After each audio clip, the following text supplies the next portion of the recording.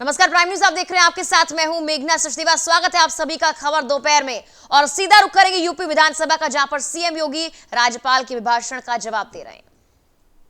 समर्थन मूल्य मिला किसानों को, क्रय किया गया 52.92 लाख मीट्रिक टन और किसान लाभान्वित हुआ 11,27,195। 19-20 समर्थन मूल्य हुआ 1840 प्रति कुंटल। क्रय किया गया 37.0 लाख मीट्रिक टन और किसान लाभान्वित हुए 7,53,411। 20-21 जब कोविड से लोग जूझ रहे थे, तब हमारे कर्मचारी और हमारे अधिकारीगण किसानों की मदद करने के लिए गन्ना किसान, किसी किसान को अपने खेत में एक डंठल गन्ना नहीं छोड़ना पड़ा। चीनी मिलें 119 चीनी मिलें चलाई गई और गेहूं की जैसी फसल तैयार हुई, 25 मार्च से लॉकडाउन प्रारंभ हुआ, 1 अप्रैल से हम लोगों ने क्रय केंद्र भी स्थापित कर दिए। 15 मिनट लेट हुआ लेकिन चलता रहा। 1925 रुपये प्रति कुंटल समर्थन मूल्य दिया गया। 35.67 लाख मीट्रिक टन का क्रय किया गया और 6,63,810 किसान इससे लाभान्वित हुए। महोदय, 2014 की तुलना में 2019 में समर्थन मूल्य में 525 रुपये की वृद्धि हुई है। ये प्रधानमंत्री मोदी जी के कारण हुआ है। गेहूं में, केवल गेहूं की मैं बात कर रहा हूं। और फिर धान के बारे में भी अगर मैं आऊं, धान के भी डाटा आपके दे रहा हूं मैं। 14-15 में कुल धान का क्रय किया गया 18.8 लाख मीट्रिक टन, यानी 18 लाख मीट्रिक टन धान का क्रय किया गया। समर्थन मूल्य था 1360। उसके बाद 16-17 में ही आप देखेंगे 35.14 लाख मीट्रिक टन धान का क्रय किया गया। समर्थन मूल्य था 1470 रुपये। और अगर इस साल की मैं बात करूं, पिछले 3 साल से लगातार बढ़ोतरी में है। हम लोगों ने पिछले 4 साल से लगातार बढ़ोतरी में। इस साल अगर आप देखेंगे 1360 रुपये प्रति कुंटल है 14-15 में। 20-21 में धान का समर्थन मूल्य हम लोगों ने दिया है 1868 रुपये प्रति कुंटल। अब तक धान का क्रय हुआ है 66 लाख मीट्रिक टन। किसान लाभान्वित हुए हैं 12,78,900। ये है किसान के बारे में कौन ज्यादा हितैषी है। और ये डाटा वहीं का नहीं है, गन्ना का, मकई का दाम हमने दिया। मकई में आप देखेंगे 18-19 में हम लोगों ने 5,116 लाख मीट्रिक टन मकई किसान से सीधे खरीदा। 20-21 में इस साल 1,06,412 मीट्रिक टन मकई का खरीद सीधे किसानों से किया। दलहन और तिलहन में भी लगातार इसमें वृद्धि हुई है। अगर इसी 20-21 में आप देखेंगे, 20-21 में 38,162.96 मीट्रिक टन दलहन का क्रय किया गया और 6,788.78 मीट्रिक टन तिलहन का क्रय किया गया। महोदय, अगर गन्ना किसानों की ही मैं बात करूं तो गन्ना किसानों के बारे में यहां पे बार बार चर्चा उठती है और इसके बारे में तमाम प्रकार के बयान दिए जाते हैं। मैं दोनों के बारे में बता देना चाहता हूं। 14-15 में गन्ने का कुल उत्पादन हुआ था 1389.02 लाख मीट्रिक टन।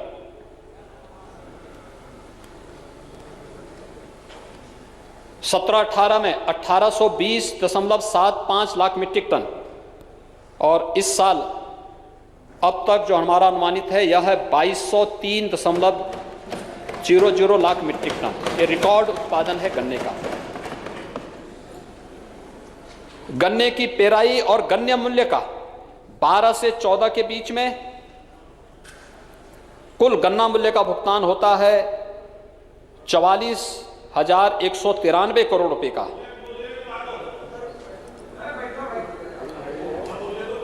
सत्रह से 21 के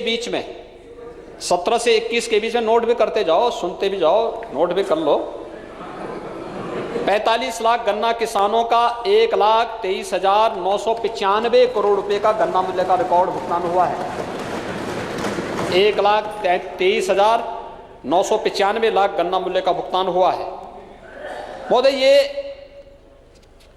किसानों के प्रति, और अगर बहुजन समाजवादी पार्टी अगर इस बात को भी सुनना चाहती है तो 7 से 12 के बीच में कुल 52,100, यानी 5 वर्ष में 52,131 करोड़ रुपए का भुगतान हुआ था।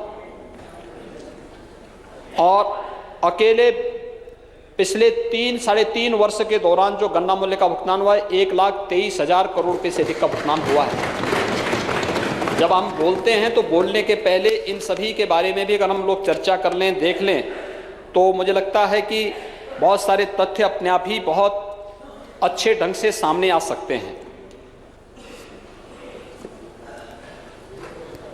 महोदय, अन्नदाता किसानों के बारे में सरकार की नीति बहुत स्पष्ट है, और मोदी जी पहले प्रधानमंत्री हैं जिन्होंने किसान को फोकस करते हुए शासन की नीतियों को उस रूप में आगे बढ़ाया है। पहली बार इस तरीके से देखने को मिला है। एमएसपी 1967 से जारी हुई होगी, लेकिन किसानों को मिलता कहां था? आप घोषणा करते रहिए, आप क्रय केंद्र मत स्थापित करिए, बड़ी बड़ी घोषणाएं कर लीजिए। आप लोग ये भी बोल सकते हैं कि हम चंद्रमा तक यात्रा करा देंगे, मंगल में यात्रा करा देंगे। वास्तविकता क्या है? घोषणा करने से कोई व्यवहारिक चीज नहीं सामने आ जाएगी। व्यवहारिकता क्या है यह हमें देखना पड़ेगा, और उस व्यवहारिकता की दृष्टि से ही हम लोगों को इस बारे में देखना होगा। जिन 3 कृषि कानूनों की बात यहां पे चर्चा हो रही थी, कितना गुमराह करने वाला वक्तव्य था। और नेता प्रतिपक्ष से मैं जानना चाहता हूं, उन्होंने कल यहां पे कहा कि किसानों की खेती पे कब्जा कर लिया जाएगा, यानी जो कृषक सशक्तिकरण और संरक्षण, कीमत आश्वासन और कृषि सेवा पर करार अधिनियम, जिस पे कॉन्ट्रैक्ट खेती, जिस बिल के माध्यम से आगे बढ़ाने का है। राम गोविंद जी, आपके क्षेत्र में सहतवार कस्बा है ना? वहां पे एक राम रतन गाजर का हलवा बनाता है। राम रतन है ना, गाजर का, काला गाजर का हलवा बनाता है, बड़ा विख्यात है। महोदय, वह गाजर का हलवा बनाते हैं आज से नहीं, वर्षों से, और कॉन्ट्रैक्ट खेती के माध्यम से वह फसल का अनुबंध करते हैं, खेती का नहीं। और आज तक किसी किसान की खेती को बंधक नहीं बनाया गया। तो उनके पास भी, लेकिन किसानों से भी खरीदते हैं, किसानों से उनका एग्रीमेंट होता है। हाँ, मैं क्या करूं, पहले से एग्रीमेंट होता है, हम आपसे खरीदेंगे, और उस एग्रीमेंट के तहत लोग गाजर की खेती करते हैं। अभी हम लोगों ने भी वन्य गांवों में, यानी वन टांगिया गांव, जिसको इस सदन में हमारी सरकार आने के बाद जिन्हें राजस्व गांव के रूप में मान्यता दी है, गोरखपुर, महाराजगंज, सिद्धार्थनगर, बलरामपुर, गोंडा, बहराइच, लखीमपुर खीरी, इन सभी जनपदों में ये गांव स्थित है। महाराजगंज में इस कॉन्ट्रैक्ट खेती को वन्य गांवों में उनको प्रारंभ करने के लिए कहा गया। उनसे कहा गया कि भाई आप शलजम उगवाइए, उसमें उगवाने की तैयारी करिए। एक कॉन्ट्रैक्ट फार्मिंग वहां पर हो रही है, कई गुना मुनाफा किसानों के जीवन, किसानों को देना है। और ये तो आपके ही कस्बे में होता है, आपके यहां होता है, लेकिन आप जो है कल यहां पर ऐसा गुमराह करने वाला वक्तव्य दे रहे थे कि साहब किसानों की खेती को जो है बंधक बना दिया जाएगा। ये किस खेती का कॉन्ट्रैक्ट, ये जो एग्रीमेंट खेती का नहीं होना है, फसल का एग्रीमेंट होना है। किसान को दूसरा, आप एमएसपी की बात कर रहे थे, देखिए मकई का कभी भी प्रदेश के अंदर एमएसपी नहीं घोषित हुआ। मकई का किसान मकई 1100-1200 रुपए में देने के लिए मजबूर होता था। यहां पे बहुत सारे मान्य सदस्य होंगे जो उस क्षेत्र से आते हैं, जो मकई की खेती के साथ प्रत्यक्ष और अप्रत्यक्ष रूप से जुड़े हुए हैं। हम लोगों ने खरीदना शुरू किया, बाजार में एक प्रतिस्पर्धा खड़ी करवाई, हमारा जो एमएसपी था वह 1800 रुपये था और मार्केट में उसी किसान को 2200 रुपये मिलना प्रारंभ हुआ, उसी मकई का। ऐसे ही गाजर का। बुंदेलखंड में बहुत सारी जगह इस प्रकार की एग्रीमेंट के बैजनाथ ग्रुप के द्वारा कई जगह इस प्रकार की खेती होती है, जो एग्रीमेंट खेती के नई फसल की होती है। और प्रधानमंत्री जी ने इस बारे में पहले कहा कि यह तो हम किसान को एक विकल्प दे रहे हैं, बाध्यता नहीं है, विकल्प है। आपकी मर्जी, आपकी मर्जी, आप करना चाहते हैं ठीक है, नहीं मर्जी मत करिए। सिंचाई की योजनाएं चली बहुत सारी जगह, माननीय सदस्य प्रोएक्टिव होकर के अपने यहां काम कराए। एक सदस्य ऐसे भी थे जिन्होंने कहा साहब हमारे यहां काम नहीं होना चाहिए, और बाद में डंडा झंडा लेकर के बोलते थे कि साहब हमारे यहां बाढ़ के काम क्यों नहीं हुए। जब मंत्री वहां मौके पे जाकर के कहे कि जो है आपके यहां तो आपका विधायक ही नहीं होने देता है काम, तो पब्लिक जब दौड़ाई तब जाके वहां इस साल काम हो पाया।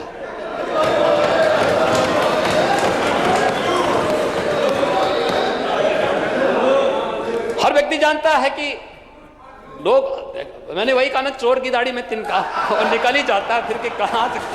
देखिए मैंने नाम नहीं लिया किसी का,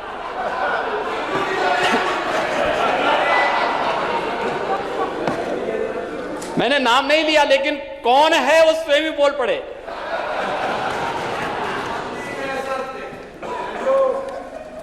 अब देखिए असत्य भी है तो वो जो असत्य बोल रहा था वो स्वयं ही बोल पड़ रहा है।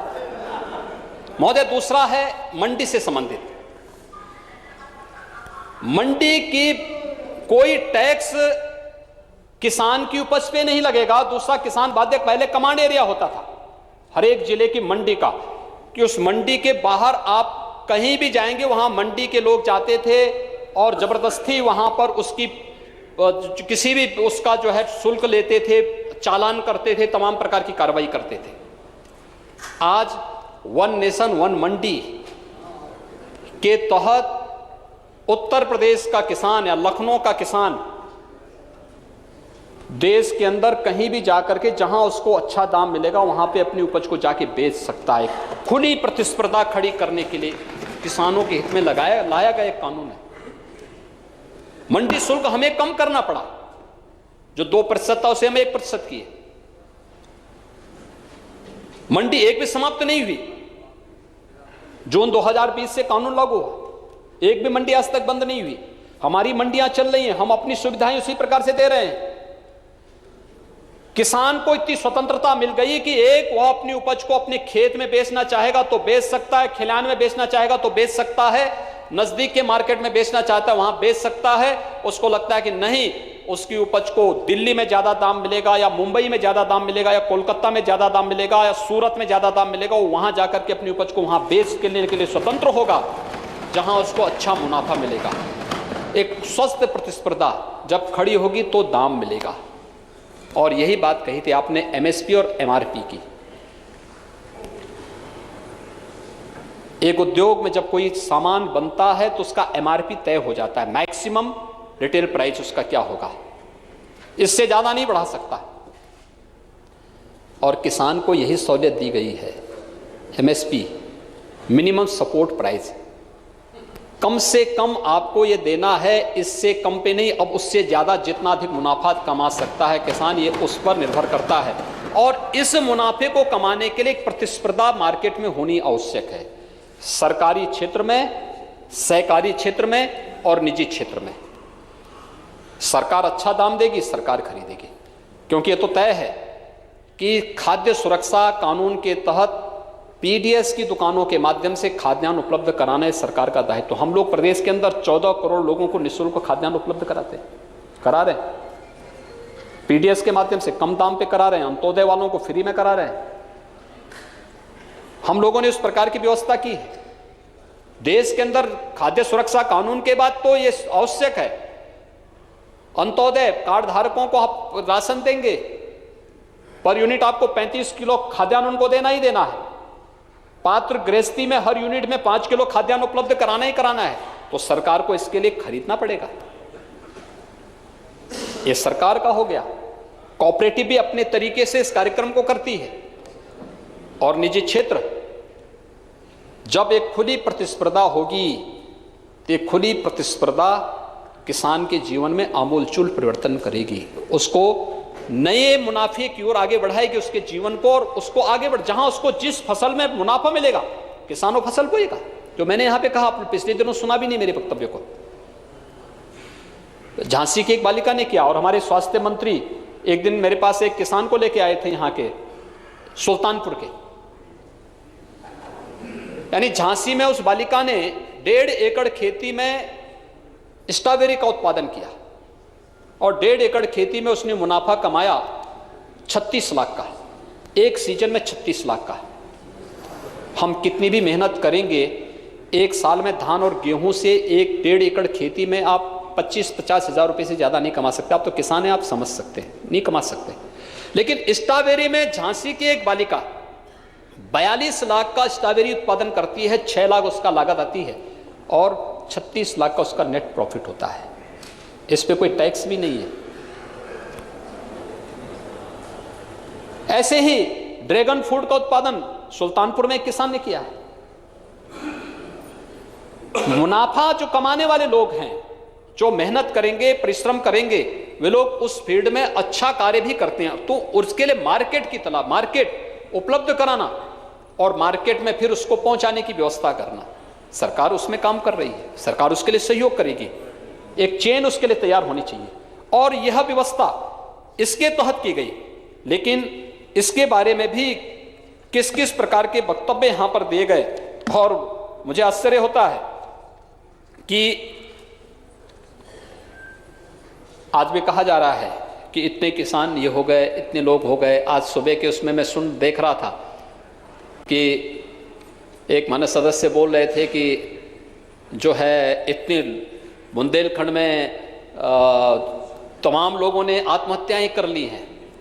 हमारे समय में कोई आत्महत्या नहीं हो रही है, कोई आत्महत्या नहीं हो रही है। बुंदेलखंड तो अब धरती का स्वर्ग बन रहा है। एक्सप्रेस वे वहां बन रही है, डिफेंस कॉरिडोर। बुंदेलखंड की तोप जब पाकिस्तान बॉर्डर पर गरजेगी ना, दुश्मन के छक्के छूटते हुए दिखाई देंगे। ये है चाइना के बॉर्डर पर भी घुस जाएगी, चिंता मत करो, चाइना की इतनी चिंता मत करो, गरज रहे हैं उसमें भी। इतने हितैषी मत बनो भाई। मैं इसीलिए कह रहा था नेता प्रतिपक्ष को कि अपने लोगों को समझा पाते, कम से कम लोहिया जी के विचारों को कुछ तो आत्मसात करो। चाइना के बारे में तो लोहिया जी बहुत पहले आगाह कर चुके हैं।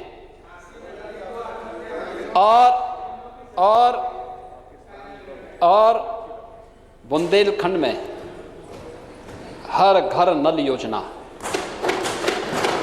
7 जिलों में प्रारंभ हो चुकी है। इसी सरकार ने और इसी सदन ने पहले चरण में 10,000 करोड़ रुपए का कहा कि नहीं, जैसे होगा बुंदेलखंड की प्यास को बुझाएंगे। मां विंध्यवासिनी के धाम विंध्य क्षेत्र के लिए भी हमने उसको लागू कर दिया है। और मैं आभारी हूं प्रधानमंत्री मोदी जी का कि जिनके कारण आज दोनों क्षेत्रों में पेयजल की स्कीम, और बहुत शीघ्र मैं तो आप सभी को कहूंगा, पेयजल की स्कीम हर एक क्षेत्र में हम लोग ला रहे हैं। हर एक गांव में जहां पेयजल की कोई स्कीम नहीं है, विशुद्ध पेयजल की स्कीम वहां पे जारी। 30,000 गांवों का हम एक साथ पूरे प्रदेश के अंदर बना रहे हैं। और हमारा प्रयास होगा कि अगले 2 महीनों के दौरान एक बड़े कार्यक्रम के माध्यम से हम इसको भी लागू कराएं।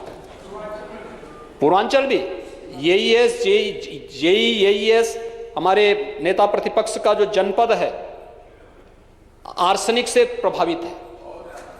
उन्होंने कभी नहीं कहा, उनको चिंता ही नहीं इस चीज की, बोल सकें लेकिन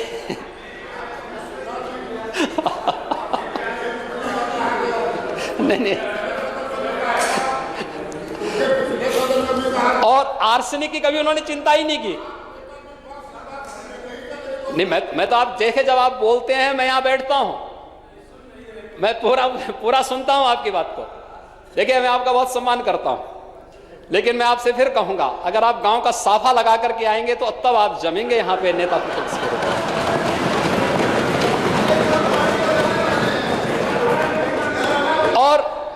आर्सेनिक, फ्लोराइड, खारा पानी की समस्या जो आगरा, फिरोजाबाद, मथुरा, वृंदावन का हमारा क्षेत्र है, अलीगढ़, आसपास एटा, कासगंज, हाथरस आदि के क्षेत्र का जो क्षेत्र खारा पानी है या जहां कम पानी है, एक साथ हम योजना बना रहे हैं और सरकार ने इस बारे में तय किया है। प्रधानमंत्री जी ने जल जीवन मिशन के अंदर देश को पहली बार हर एक क्षेत्र में उन्होंने एक नया विजन दिया। 2022 तक हर गरीब को छत, 40 लाख आवास इस समय बना रहे हैं उत्तर प्रदेश के अंदर, ग्रामीण और शहरी क्षेत्र में 40 लाख आवास उत्तर प्रदेश के अंदर पिछले मात्र 3-3.5 वर्षों के दौरान बन रहे हैं। 1,38,000 लोगों को निःशुल्क विद्युत के कनेक्शन उपलब्ध कराए गए। 1,20,000 गांवों में विद्युतीकरण के कार्य संपन्न हुए हैं। ये राजस्व गांव थे जहां कभी बिजली नहीं आई थी, वहां पर बिजली दी गई, बिजली पहुंचाने का काम चल रहा है, युद्ध स्तर पर चल रहा है। और मैं कहूंगा इस बारे में कि जहां जो गांव छूटे हैं, आपके लिए एक अवसर है, उन गांवों के प्रस्ताव दीजिए, हर गांव में हम विद्युत पहुंचाने का काम करेंगे। हर गांव को शुद्ध पेयजल की आपूर्ति के लिए हम जोड़ेंगे। हमने तय किया है, बजट में भी प्रावधान किया गया, बजट में चर्चा होगी, इसको करेंगे। जल जीवन मिशन, और इस जल जीवन के कारण तो और स्वच्छ भारत मिशन के कारण तो पूर्वी उत्तर प्रदेश में इंसेफ्लाइटिस, पूर्वी उत्तर प्रदेश का एक जनपद जो सर्वाधिक प्रभावित था, कभी उसकी चर्चा यहां पर उस पार्टी से जुड़े हुए सदस्य, मान्य सदस्य ने कभी की ही नहीं, कभी नहीं की चर्चा। अब देखें, मैं फिर बोल रहा हूं ना, उन्होंने फिर साबित कर दिया कि नहीं किया उन्होंने। महोदय, कुशीनगर जनपद सर्वाधिक प्रभावित था जापानी इंसेफ्लाइटिस से, एक्यूट इंसेफ्लाइटिस से। कुशीनगर, महाराजगंज, गोरखपुर, सिद्धार्थनगर, देवरिया, बस्ती, संत कबीर नगर, ये 7 जिले सर्वाधिक प्रभावित थे और फिर आंशिक रूप से प्रभावित 38 जिले थे। इंसेफ्लाइटिस स्वच्छ भारत मिशन, हर घर में शौचालय बनाने का कार्य, हर गांव में शुद्ध पेयजल की आपूर्ति, स्वास्थ्य मंत्रालय के द्वारा दस्तक अभियान प्रारंभ हुआ, वैक्सीनेशन के कार्यक्रम व्यापक पैमाने पर चले, अंतर विभागीय कमेटी बनाई गई, स्वास्थ्य विभाग नोडल विभाग बनाया गया, ग्राम्य विकास, नगर विकास, पंचायती राज, बेसिक शिक्षा, बाल विकास और महिला कल्याण, ये सभी विभागों को जोड़ा गया और फिर एक साथ अभियान चलाया गया। आज परिणाम क्या है? बीमारी पे 75% नियंत्रण, मौत पे 95% नियंत्रण। ये मॉडल है स्वच्छ भारत मिशन और शुद्ध पेयजल की आपूर्ति प्रतिबद्धता के साथ वहां पे करने का परिणाम। कल आदरणीय प्रधानमंत्री जी ने देश की हेल्थ इंफ्रास्ट्रक्चर पर चर्चा करते समय उत्तर प्रदेश के इस कार्य के लिए सराहना भी की है। ये हमारे लिए उपलब्धि है, मार्गदर्शन उनका है, आदरणीय प्रधानमंत्री जी का। इंप्लीमेंट हम लोग कर रहे हैं, परिणाम उत्तर प्रदेश के लोगों को प्राप्त हो रहा है। यह है कार्य। मुसहर जाति के लोगों को आवास उपलब्ध कराना। क्या कर रहे थे लोग पहले? मुसहर वोट बनेंगे इनके। कांग्रेस के नेता के क्षेत्र में सर्वाधिक मुसहर जाति के लोग रहते हैं। इन्होंने कभी उनका मुद्दा नहीं उठाया, कभी नहीं उठाया। इस सदन में पता नहीं आप लोगों ने सुना नहीं, कभी नहीं उठाया। और महोदय, मैं एक सांसद था, एक सांसद के रूप में भूखमरी से इनके क्षेत्र में मौत होती थी और लड़ाई लड़ने के लिए मैं जाता था वहां पर कुशीनगर में। वहां राशन कार्ड वहां के गरीबों को सांसद रहते हुए भी और मुख्यमंत्री बनने के बाद भी मैंने उपलब्ध करवाए, हमारी सरकार ने उपलब्ध कराए। और आवास भी उपलब्ध कराए हैं, आवास उपलब्ध कराए हैं।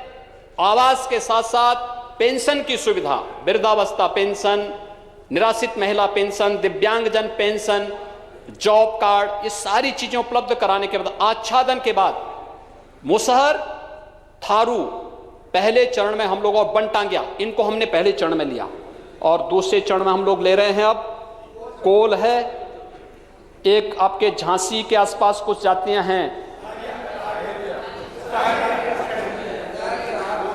इन लोगों को हमने लिया है, कुष्ठ रोगियों को लिया है, इनको हम अब दूसरे चरण में ले रहे हैं। प्रधानमंत्री आवास योजना में आच्छादित होंगे उसमें लेंगे, नहीं तो मुख्यमंत्री आवास योजना इसके लिए चलाएंगे, ये भी हमने व्यवस्था, विकल्प भी दिया है।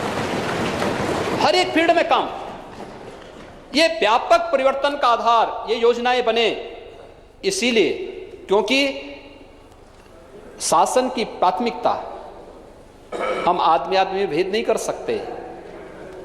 हमने तो योजना का नाम प्रधानमंत्री और मुख्यमंत्री के नाम पर ही दिया है, ये व्यक्ति की नहीं हो सकती। हमने ये नहीं कहा कि ये समाजवादी मकान होगा, हमने नहीं कहा, ये योजना प्रदेश के नाम से जुड़नी चाहिए।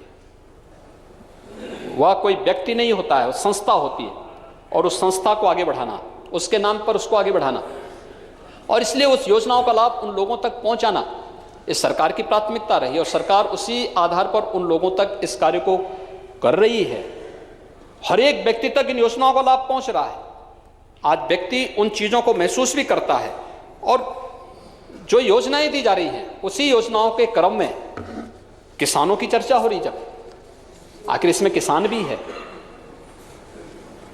बटाईदार को कभी हक नहीं मिला, वो काम तो करता था लेकिन उसको कोई हक नहीं मिला। मुख्यमंत्री कृषक दुर्घटना बीमा योजना के अंतर्गत 5 लाख रुपए की दुर्घटना बीमा का लाभ किसान के परिवार को और किसान के साथ बटाईदार को, उसको भी देने का कार्य सरकार दे रही है। बटाईदार को सरकार देने जा रही है। ये किसान के हित के लिए ये योजनाएं हैं, और किसान से सर्वाधिक परेशान होते थे नेता प्रतिपक्ष जी, जो लोग दूध तो पीते थे लेकिन गायों को छोड़ देते थे, और किसान की खेती सर्वाधिक नुकसान होते थे, गाली मैं खाता था। हम लोगों ने इसमें 3 स्कीम चलाई है, ये भी किसान के लिए ही है, किसान के ही हित में है, अन्नदाता किसान के लिए ही सब काम किए जा रहे हैं। 3 प्रकार की स्कीम है। एक निराश्रित गौ आश्रय स्थल सरकार ने इसमें बनाए हैं, और इसको हम लोग पूरे प्रदेश के अंदर इसको चला रहे हैं, जिसमें हमारे पास अब तक प्रदेश के अंदर हम लोगों ने लगभग 5.5 लाख गोवंश निराश्रित गौ आश्रय स्थलों में, सरकार के द्वारा संचालित गौ आश्रय स्थलों में है। दूसरा है सहभागिता योजना। इसमें कोई भी किसान अपने घर में एयरटेक किए हुए जो गोवंश है, जो निराश्रित श्रेणी का है, अगर उसको अपने पास रखता है तो एक गोवंश पे 900 रुपये हर माह सरकार उसको उपलब्ध कराएगी, और एक किसान को हमने 4 गोवंश तक रखने की अनुमति दी है। यानी अगर एक किसान 4 गोवंश कराए तो हर महीने उसे 3600 रुपये सरकार उपलब्ध कराएगी। ये योजना भी प्रदेश के अंदर चल रही है। और तीसरा है कुपोषित बच्चों के लिए, जो निराश्रित गौ आश्रय स्थल हमारे हैं उनमें से कोई गाय जो दूध देने वाली है, कुपोषित माता को या कुपोषित बच्चे के लिए अगर उसके पास जगह है तो उसको हम एक गाय उपलब्ध करा रहे हैं, और साथ साथ 900 रुपये हर महीने भी उपलब्ध करा रहे हैं, जिससे कुपोषण की समस्या का समाधान भी हो सके और गोवंश को भी बचाया जा सके। इन तीनों को तो पहले से सरकार चला रही है, और बजट में भी हमने इस बार प्रावधान किया है, बहुत बड़ी घोषणा कर दी है, अस्थायी समाधान करेंगे। वाराणसी में गोकुल ग्राम बन रहा है। गाय के गोवंश के संरक्षण के साथ ही, ऐसे उसकी नस्ल सुधार के साथ ही, गोवंश यानी गाय के गोबर से जो गोबर गैस प्लांट बनेगा तो उसमें मीथेन को और सीएनजी को अलग अलग करते हुए उस